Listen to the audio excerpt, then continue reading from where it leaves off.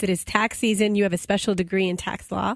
So I want to ask if there are any recent developments that might help some of us while filling out our taxes this year. Right. We know there's one big change.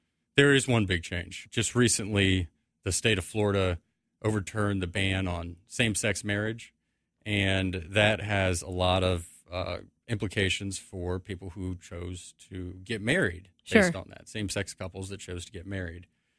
There are several different tax benefits.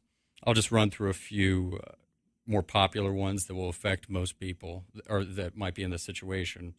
For instance, some employers give health benefits to their employees and also to their spouses. Sure. And now same-sex couples enjoy the tax benefit of receiving those health benefits without having to pay income tax on them. Right. That makes it easier. Also, there's unlimited gifts between spouses, so spouses can freely give to each other, just like heterosexual couples, sure, and not have any kind of tax implications there, not having to pay gift tax on those transfers. There's great advantages for estate planning as well.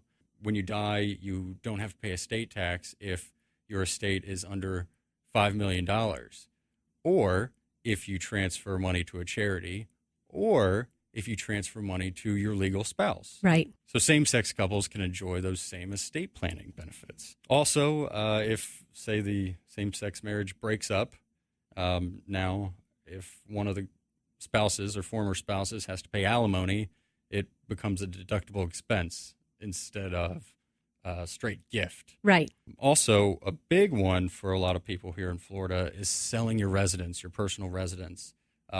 Most people can exclude a portion of the proceeds from the sale.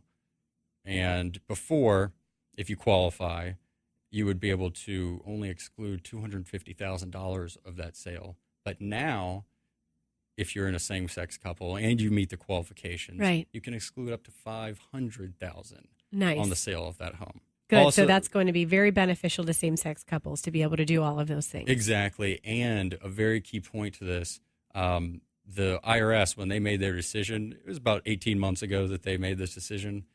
They made it so that these rules are retroactive. So it's pertinent to people. They go back in time. Exactly.